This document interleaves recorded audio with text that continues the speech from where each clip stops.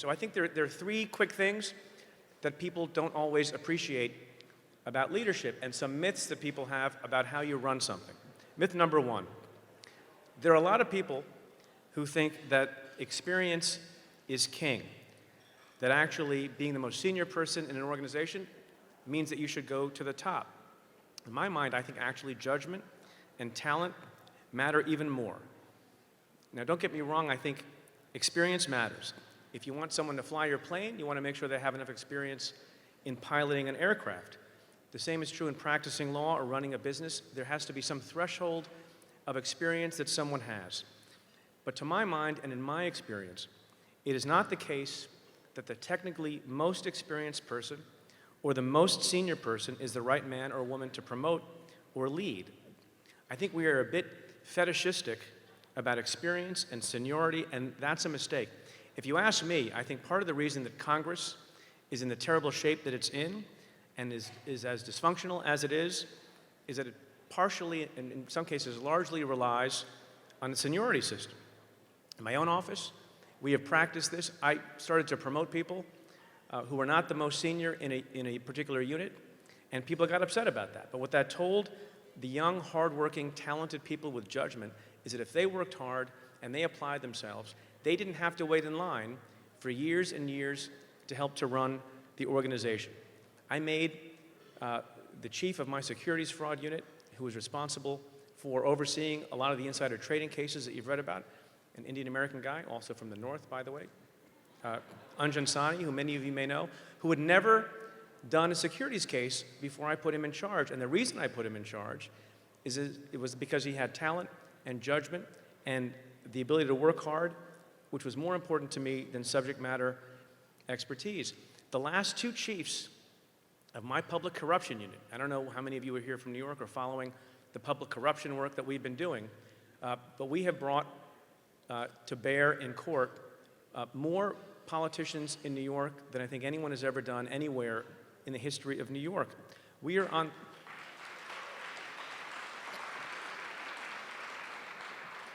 are literally on the eve of bringing to trial the leader of the New York State Assembly and the leader of the New York State Senate. And how did we get there? We got there because we emphasize, among other things, leadership. Now, we can overemphasize subject matter expertise and experience. Sometimes you want to give the opportunity to the best natural athlete and give him or her a chance. To my mind, judgment trumps everything else. There are some very senior people who lack judgment and some very junior people who have it in spades. Maturity, if you're running something, you know this, does not always correlate with age. So you should think about promoting that way in your own organization, and you should think about working in a place that thinks that way, because there will be more opportunities for you if you have talent and judgment and a good work ethic. Myth number two, a lot of people talk about vision. Vision is the most important thing, and there's no doubting that vision for your company or for your institution or for your office is an amazingly important thing. It is crucially important.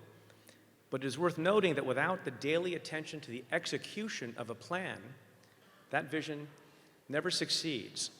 Vision is not enough. Anyone can have an idea. Any idiot can actually have a decent idea. But to put that plan into effect and to make that idea a reality takes a lot of drudgery and a lot of hard work. You know, I mentioned corruption already.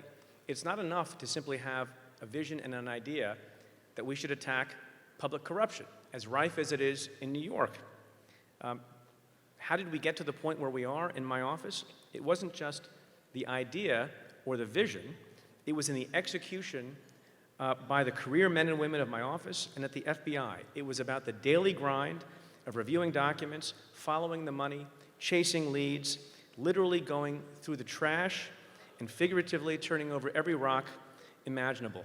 I tell a story about my brother, who I think should have been here this weekend, but wasn't. He's a man of vision, but more importantly, he's a man of execution. He was a lawyer like me once upon a time. Some of you may know this story. He decided he wanted to become an internet entrepreneur like some of you here.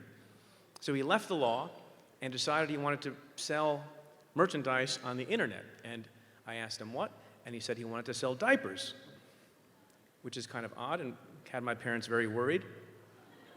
So he overnight went literally from being someone who had a very stable job and 2 Ivy League degrees to his name to selling diapers on the internet under the slogan, and this is true, we're number 1 in number 2. So you laugh, and so did he on the day he sold that diaper company to Amazon for $540 million. Now, you can clap for his wealth. So how did that happen? That didn't just happen because he had an idea with his best friend Mark. I'm actually have become tired over the years of hearing people say, often at cocktail parties, well, I should have thought of that idea. What a great idea. I could have sold diapers on the internet too.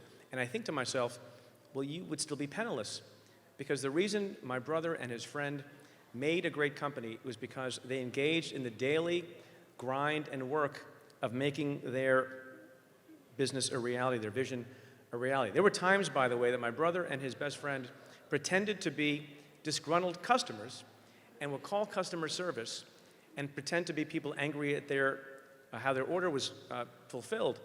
And so people got the understanding at that company every day, hour by hour, day by day, that execution matters. And that's why he's in the spot where he is. So there's a lot of value in having a vision, but to my mind, there's even more value in understanding that the key to success is just doing your job, even when no one is looking, even when no one is paying attention, because at the end of the day, there really are no shortcuts.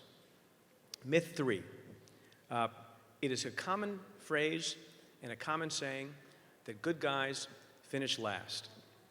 That, I think, is an especially insidious myth, because I think at the end of the day, whether you run a government office or you run a business, that kindness actually matters. I have seen too many supposed leaders who manage by intimidation and fear, whose default mode is to bludgeon or belittle, and they justify it by claiming to be perfectionists who just demand excellence. To me, that's a load of nonsense, and don't ever fall for it or emulate it. I think abusive people are weak, not strong. As the late 5-star general and commander-in-chief Dwight Eisenhower once said, you don't lead people by hitting them over the head. That's assault, not leadership. And when I go and speak at business schools like I do all the time, whether it's Wharton or Harvard Business School or Stanford, I say the same thing to them. If you want to run a good company or a good office, be the kind of person that people want to take a bullet for, rather than the kind of leader that people want to put a bullet in. So trust me on this. If you behave with courtesy and kindness to your peers and to your underlings, you will stand out and you will succeed. Now, those are just 3 examples, I think, of myths of leadership. I could make the case for many others, but since it's midnight, I will end in a moment, because those are for another day. But I also believe that humility is often more important than confidence, and that humor is more important than seriousness. I think you need to think about those things as you figure out how to grow your company and grow your enterprise. So let me end by saying this. There are lots of things you can do with your leadership skills. And in conferences like this that enhance those skills, there's so many things that you can do as an effective leader. You can make your business better. You can increase your bottom line. You can give the world a better product or a better business or a better service. And those are extremely worthwhile things. But I hope, sincerely, that you will also do something even more. I hope that you will find some way to use your privileged place and your special skills to help other people, to help make the world a little bit better. There are so many people to help, so many causes to champion, so much justice yet to achieve. Muhammad Ali once said, "Service to others is the rent you pay for your room here on earth." So find a way to do something for your community and for your country. I know it can be discouraging, how to make a difference or prompt a change, but it can be done. I know there are so many obstacles, there is so much cynicism, but you are ambitious people, and ambitious people think big. I have become fond lately of something that the ancient Greek mathematician Archimedes once said. He said this: "Give me a long enough lever and a place to stand, and I shall move the world." So I hope for all of you, and for our country also, that you will find a lever and a place to stand and do your part to move the world. Thanks very much.